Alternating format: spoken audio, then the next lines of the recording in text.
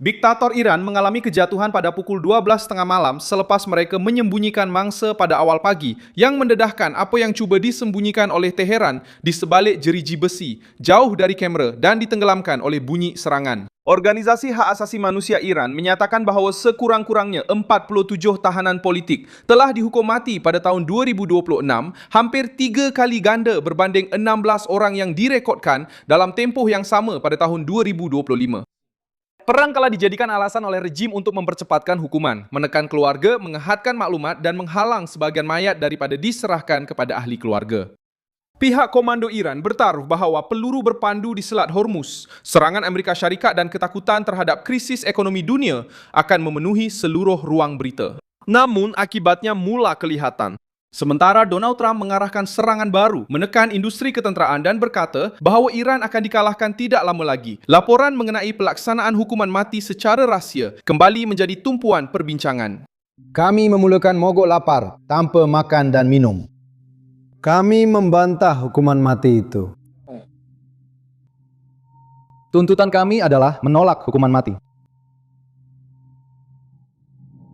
Mogok lapar, katakan tidak. Satu mogok di mana hari ini 7 daripada pemuda telah dibawa untuk dihukum mati. Kami menentang pelaksanaan hukuman mati ini. Rejim yang cuba menjual penentangan di luar negara tetapi berdepan tuduhan menghapuskan penentang dalam penjara dan menggunakan konflik untuk menyorokkan kelemahan sendiri.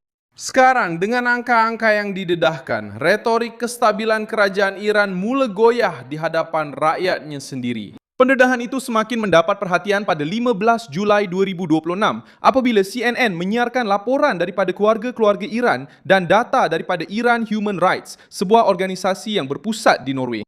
Kajian itu menunjukkan 47 tahanan politik telah dihukum mati tahun ini, berbanding 16 dalam tempoh yang sama tahun lepas. Antara kes terbaru ialah Mohammed Amin Dirhagani yang ditahan selepas menyertai protes pada bulan Januari dan dijatuhi hukuman dalam perbicaraan yang dianggap sangat tidak adil oleh para pejuang hak asasi manusia. Kerajaan Iran telah dihubungi untuk memberi komen, tetapi struktur penindasan terus beroperasi dengan sedikit ketelusan. Kaedah yang digunakan untuk menyembunyikan kematian ini juga telah didedahkan. Sejak Mac, kumpulan hak asasi manusia telah merekodkan pelaksanaan hukuman mati hampir setiap hari, keluarga hanya dimaklumkan selepas kematian, tekanan supaya ahli keluarga tidak bercakap, dan kes di mana mayat tidak dipulangkan. Sekurang-kurangnya 24 orang telah dihukum mati dalam tempoh itu, sehingga awal Mei, 6 daripadanya dalam hanya 2 hari. Pemadaman internet yang dikenakan oleh rejim telah menyukarkan panggilan, laporan, dan penghantaran bukti, mewujudkan kegelapan yang diperlukan oleh ejen-ejen Teheran untuk bertindak tanpa pengawasan. Di dalam penjara, reaksi itu tidak hilang. Gerakan yang dikenali sebagai Selasa Tanpa Hukuman Mati telah merebak ke sekurang-kurangnya 56 unit dengan banduan mengadakan mogok lapar mingguan sebagai bantahan terhadap mesin pelaksanaan hukuman.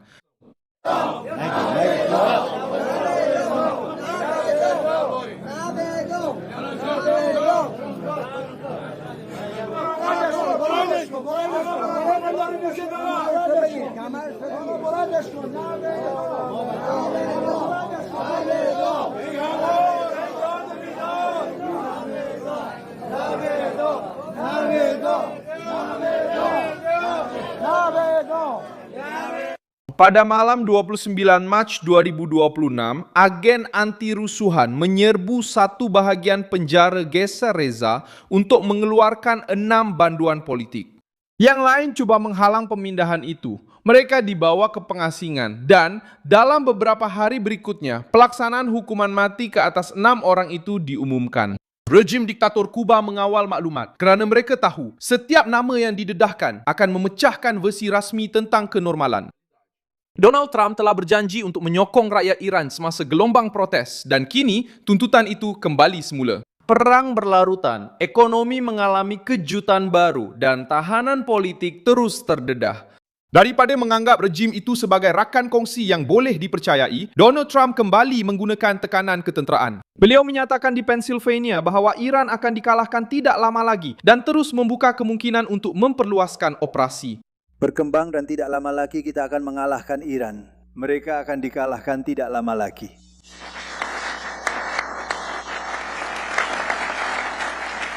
Saya rasa ia akan menjadi lebih baik lagi, tetapi Anda tahu, walaupun begitu, ia sudah menakjubkan. Terima kasih. Serangan pada 15 Julai telah mengenai pertahanan pantai dan kedudukan tentera yang digunakan dalam perebutan Selat Hormuz. Manakala Teheran membalas terhadap kemudahan yang berkaitan dengan Amerika Syarikat di rantau itu. Trump juga memanggil pengeluar pertahanan utama untuk mempercepatkan pengeluaran. Dalam pertemuan yang diadakan di Kolej Perang Tentera Darat di Carlisle, Presiden menuntut kepantasan yang lebih tinggi tanpa mengurangkan kualiti. Sebabnya jelas, perang di Timur Tengah dan di Ukraina telah menghabiskan stok dan menunjukkan kekangan dalam kapasiti industri Amerika. Pentagon telah mula menggunakan kontrak jangka panjang untuk merangsang pembukaan kilang-kilang baharu, sementara syarikat-syarikat mengumumkan pelaburan dalam kecerdasan buatan, robotik, angkasa lepas dan pembuatan termaju. Washington mahu mengekalkan tekanan tanpa membiarkan kekurangan peralatan sendiri mengurangkan kekuatannya. Tekanan itu juga muncul di luar medan perang. Pada 15 Julai, Trump mengumumkan bahawa Iran telah membebaskan seorang wanita Amerika yang ditahan sejak Disember 2024. Identitinya tidak didedahkan, tetapi dia sudah berada di luar wilayah Iran dan dalam keadaan selamat. Pembebasan itu berlaku pada masa yang sama. Washington sedang mengkaji tindakan baharu dan Teheran cuba membuka semula ruang rundingan. Tindakan itu menunjukkan bahawa rejim tersebut merasakan tekanan, walaupun mereka cuba menunjukkan kawalan di hadapan rakyatnya sendiri. Robert Papip, profesor dari University Chicago, memberikan ramalan yang jauh lebih suram. Beliau menyatakan bahawa ekonomi dunia semakin menghampiri jurang dan cuba membandingkan Trump dengan Herbert Hoover. Ini adalah persoalan tentang sejauh mana teruknya keadaan itu. Bukannya ia tidak teruk, Trump akan menjadi Herbert Hoover, sudah pasti. Sudah pasti. Nama Hoover dikaitkan dengan kemiskinan dan kesengsaraan di Amerika Syarikat. Betul tuh. Dan ini kerana ia juga merupakan satu kemelesetan global. Ia bukan sahaja berlaku di Amerika Syarikat. Apabila Trump menandatangani memorandum persefahaman itu, dia berkata, minyak kita akan habis dalam masa 4 minggu dan saya tidak mahu menjadi Herbert Hoover. Baiklah, Trump telah menandatangani memorandum persefahaman itu dan minyak tidak dilepaskan. Tetapi stok minyak ini, Richard, sedang berkurangan pada kadar yang sama seperti sebelum ini. Tiada siapa yang benar-benar tahu sejauh mana teruknya keadaan ini akan menjadi. Tetapi semua orang tahu bahawa persoalannya ialah seteruk mana ia akan jadi. Bukannya ia tidak teruk. Jadi, apabila stok minyak ini semakin berkurangan, sementara Selat Hormuz masih ditutup, semua simpanan kita, gas tambahan kita, semuanya sudah habis, Richard. Jadi, apa yang sedang berlaku ialah ekonomi dunia sebenarnya semakin hampir untuk jatuh ke dalam jurang. Amaran ini berkaitan dengan risiko gangguan berpanjangan terhadap minyak dan barangan di Selat Hormuz. Ancaman ekonomi wujud kerana Iran menggunakan perdagangan dunia sebagai senjata dan menjadikan setiap kapal sebagai alat ugutan. Pihak berkuasa dan penganalisis menyatakan bahawa Iran memberi isyarat menggunakan laluan dari Yaman untuk mengancam laluan yang menghubungkan Laut Merah ke Teluk Aden. Rancangan itu akan membuka satu lagi medan terhadap Washington dan meletakkan dua laluan penting, Hormuz dan Bab el-Mandeb, di bawah ancaman pada masa yang sama. Pemimpin Houthi telah pun bercakap mengenai penutupan yang diselaraskan sekiranya pertempuran semakin meningkat. Kapau-kapau terpaksa mengelilingi selatan Afrika, meningkatkan kos pengangkutan bahan api dan makanan. Disitulah kejatuhan politik dan moral rejim itu kelihatan dengan lebih jelas.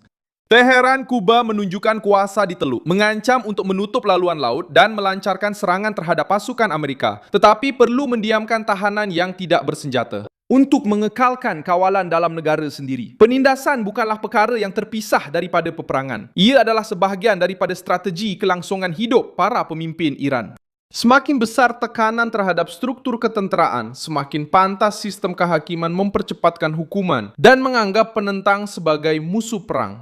Keluarga-keluarga tahanan kini terpaksa bersaing untuk mendapatkan perhatian dengan serangan bom, ancaman, dan rundingan. Ada yang tinggal di luar Iran. Mereka menggunakan temu ramah untuk menyebarkan nama-nama sebelum terlambat. Yang lain pula masih berada di bawah pengawasan, tidak tahu bila akan menerima panggilan atau sama ada mereka akan diberi hak untuk mengebumikan ahli keluarga mereka. Rejim itu bergantung kepada ketakutan ini untuk menghalang protes baru. Tetapi setiap pelaksanaan hukuman mati yang didedahkan meningkatkan tekanan politik dan menunjukkan bahawa kekuatan yang diumumkan oleh Tehran sebenarnya menyembunyikan rasa tidak selamat di dalam penjara. Trump cuba mengubah kelemahan ini menjadi tekanan habis-habisan. Peningkatan pengeluaran ketenteraan, serangan terhadap kedudukan Iran, pertahanan laluan perdagangan dan desakan untuk rundingan membentuk satu strategi untuk mengurangkan ruang gerak rejim tersebut. Cabaran utamanya ialah menghalang Teheran daripada menggunakan masa sebagai sekutu dan terus melaksanakan hukuman mati terhadap penentang. Sementara dunia hanya memerhatikan pertempuran yang berlaku. Beberapa minggu lalu, kita telah menerima 111 peluru berpandu yang dilancarkan oleh rakan-rakan kita yang tercinta dari Iran. Peluru-peluru itu disasarkan kepada Abraham Lincoln, yang mana secara kebetulan adalah kapal induk yang sangat cantik. SS Abraham Lincoln, 111 dalam tempo masa yang singkat. Daripada 111 peluru berpandu yang dilancarkan, 111 berjaya ditembak jatuh dengan mudah di laut. Fikirkan tentang itu. Perang telah menunjukkan bahawa kerajaan Iran mampu menyembunyikan mangsa untuk beberapa ketika. Tetapi mereka tidak dapat memadamkan semua nama. Perpecahan seterusnya mungkin tidak bermula di Hormuz. Ia mungkin bermula di dalam penjara. Apabila ketakutan tidak lagi melindungi para diktator dan sebaliknya menyemarakkan pemberontakan yang mereka cuba padamkan. Terima kasih banyak kerana menonton video ini hingga ke akhir. Sokong projek kami dan beri sumbangan keuangan melalui IDPix yang tertera di skrin anda. Kami adalah saluran bebas. Kami fokus untuk memastikan anda sentiasa mendapat maklumat yang benar. Sumbangan anda membantu kami untuk terus bertahan.